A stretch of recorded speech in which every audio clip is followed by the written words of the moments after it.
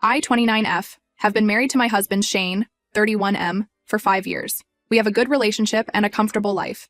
Shane has a sister, Tori, 33F, who's been married to her husband, Mike, 35M, for 8 years. Tori and I never really got along. From the day Shane introduced me to his family, Tori seemed to have a problem with me. At first, I thought it was just because she was protective of her brother, but as time went on, I realized there was more to it. I grew up in a middle-class family. My parents worked hard to provide for me and my siblings. We never had luxuries, but we had everything we needed. I went to college on scholarships and worked part-time jobs to pay for my expenses. After graduation, I got a job at a tech company and worked my way up. Tori, on the other hand, came from a wealthy family. She never had to worry about money and got everything she wanted. She went to an expensive private college and then married Mike, who also came from a rich family. Tori didn't work and spent her time shopping, going to spas, and attending social events. When Shane and I started dating, Tori made it clear that she didn't think I was good enough for her brother. She would make snide comments about my clothes, my job, and my background. She often tried to set Shane up with her rich friends, even though he was dating me. Despite Tori's attitude, Shane and I got married. Our wedding was simple but beautiful. We paid for it ourselves and had a small ceremony with close friends and family. Tori complained about everything at the wedding, from the food to the decorations. She even wore a white dress, which I chose to ignore to avoid drama. After we got married, Shane's career took off. He got promoted several times and started earning a good salary. We were able to buy a nice house and go on vacations. This seemed to make Tori even more jealous. She would constantly compare our lives to hers, always trying to one-up us. Last month, Shane's parents invited the whole family for a weekend at their lake house. I didn't want to go because of Tori, but Shane convinced me it would be good for family bonding. The first day went okay. We all arrived on Friday evening and had dinner together. Tori barely spoke to me, which was fine by me. On Saturday morning, we went for a swim in the lake. After lunch, Tori suggested we all play board games. While we were playing, Tori kept showing off her new diamond ring. She made a big deal about how expensive it was and how her dad had surprised her with it for their anniversary. I complimented the ring to be polite, but Tori just rolled her eyes at me. Later that afternoon, I decided to take a nap. I was tired from the drive and the swimming. I went to the guest room Shane and I were staying in and fell asleep. I woke up about an hour later to shouting. I went downstairs to find Tori screaming and crying. She was yelling that her diamond ring was missing. Everyone was trying to calm her down and help her look for it. Tori was turning the living room upside down, throwing cushions and looking under furniture. Suddenly, Tori pointed at me and shouted that I must have stolen her ring. She said I was jealous of her ring and wanted it for myself. I was shocked and denied it immediately. Shane defended me, saying I would never do such a thing. Tori insisted that I was the only one who had been alone in the house while everyone else was outside. She demanded that I empty my pockets and show her my bags. I was humiliated, but did as she asked to prove my innocence. The ring wasn't there, but Tori wasn't satisfied. To my horror, Mike joined in and accused me of hiding the ring somewhere. He said I must have taken it out of jealousy and suggested searching our room. I couldn't believe what was happening. I looked to Shane's parents for support, but they seemed unsure. Shane's dad suggested we all search the house thoroughly. We spent hours looking everywhere, but the ring didn't turn up. As time passed, I could see doubt creeping into everyone's eyes. Even Shane's mom, who had always been kind to me, was giving me suspicious looks. By dinner time, the atmosphere was unbearable. Tori was still crying, and Mike was comforting her while glaring at me. Shane's cousins were whispering among themselves, and I could feel their accusing stares. The breaking point came when Shane's dad pulled Shane aside. I overheard him telling Shane to man up and either make me give the ring back or pay for it. He said the ring was worth thousands of dollars, and Tori was devastated. Shane lost his temper. He shouted at his dad, saying he couldn't believe his own family would accuse me without any proof. He yelled that I was innocent and that Tori probably just misplaced the ring. This led to a heated argument, with everyone taking sides. I felt sick to my stomach. I couldn't believe this was happening. I had never stolen anything in my life, and now I was being treated like a criminal by my husband's family. In the middle of the argument, Shane grabbed my hand and said we were leaving. He told his family he was disappointed in all of them for jumping to conclusions and treating me this way. We packed our bags quickly and left despite his parents' protests. On the drive home, Shane was fuming. He kept apologizing to me and saying he couldn't believe his family would do this. I was in shock and didn't know what to say. I felt guilty for causing this rift in Shane's family, even though I knew I hadn't done anything wrong. When we got home, Shane's phone was flooded with messages from his family. Tori was demanding we pay for the ring. Mike had sent a long text accusing me of ruining their lives over my jealousy. Shane's parents were asking him to be reasonable and come back to sort things out. Shane blocked all their numbers that night. He said he didn't want to talk to any of them until they apologized to me. But I could see how much this was hurting him. He loved his family, and this rift was tearing him apart.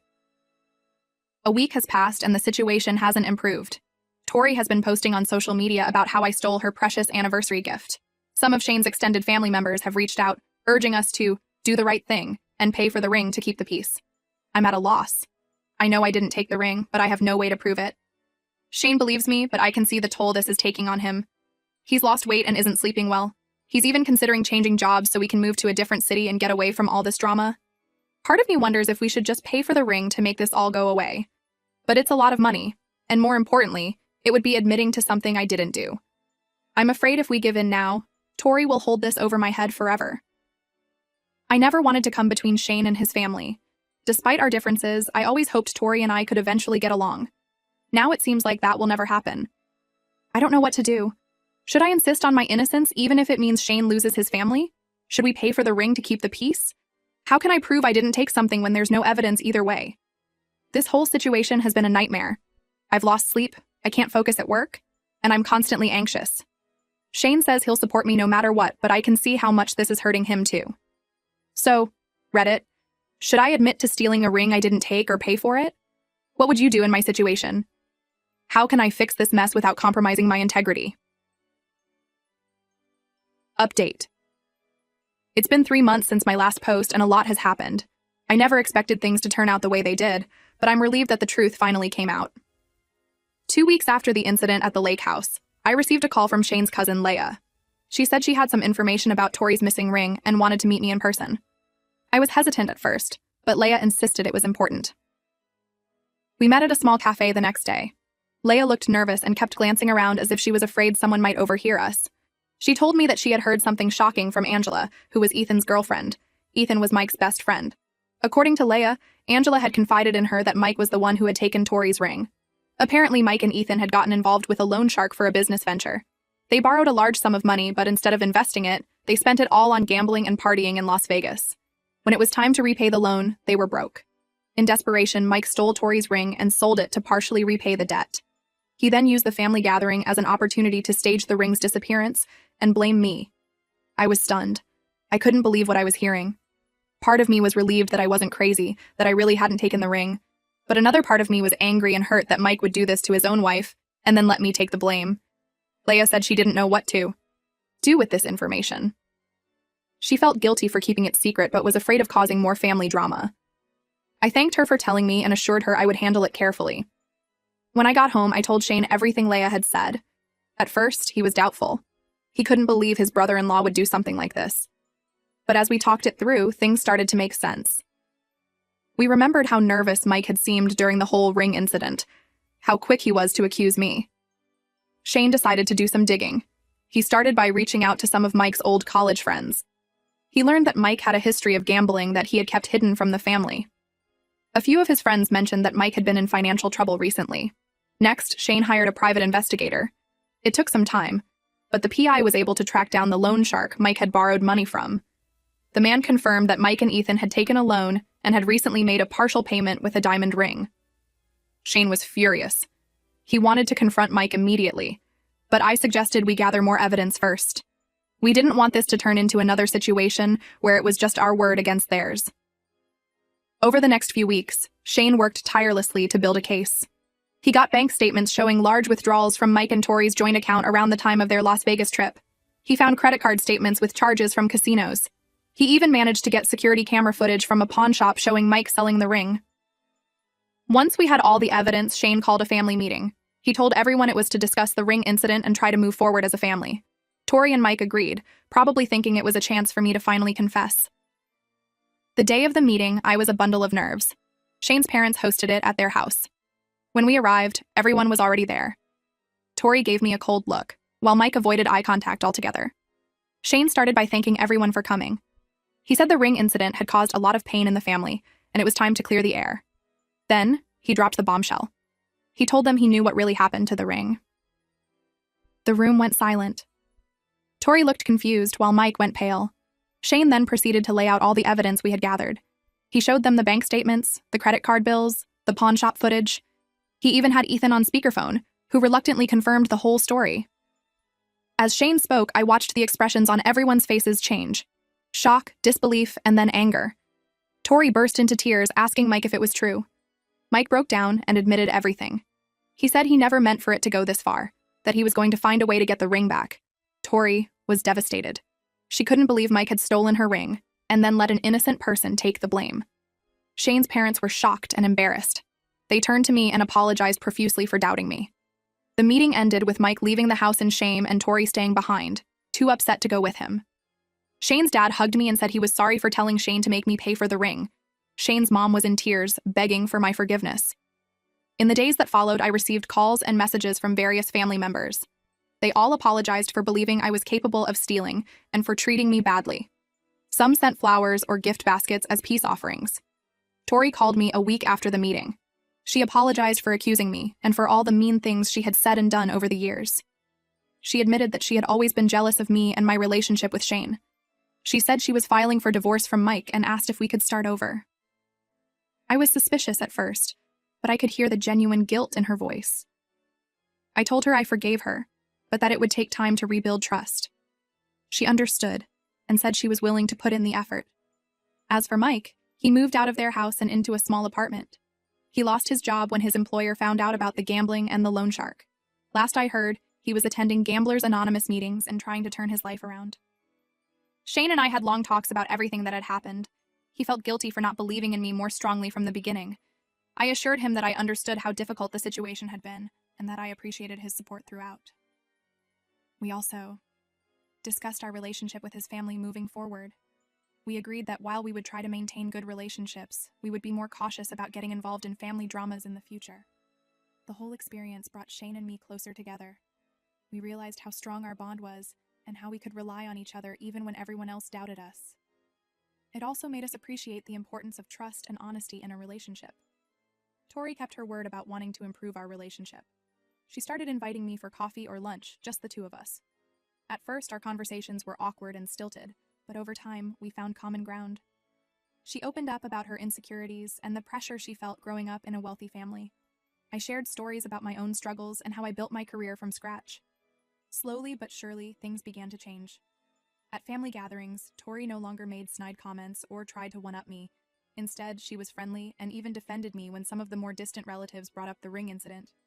Shane's parents went out of their way to make me feel welcome and included. They often called just to check in on me and invited us over for dinner frequently. Shane's dad even asked for my advice on some business matters, saying he valued my perspective. As for the ring, it was never recovered. The loan shark had already sold it by the time we found out the truth. Tori was upset about losing her dad's gift, but she said the experience taught her that material things weren't as important as trust and family. Leia, the cousin who had initially told me about Mike's actions, became a close friend. She said she admired how I handled the situation and wished she had been brave enough to speak up sooner. We started having regular girls' nights out with some of the other cousins. The experience also changed how I viewed myself.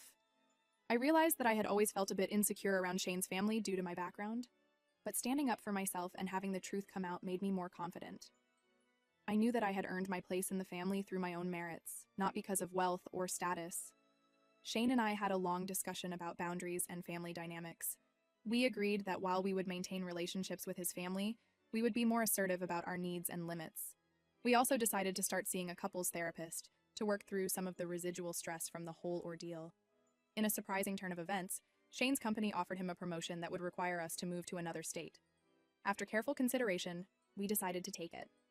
We saw it as an opportunity for a fresh start, away from the lingering awkwardness of the ring incident. When we announced our decision to the family, there were mixed reactions.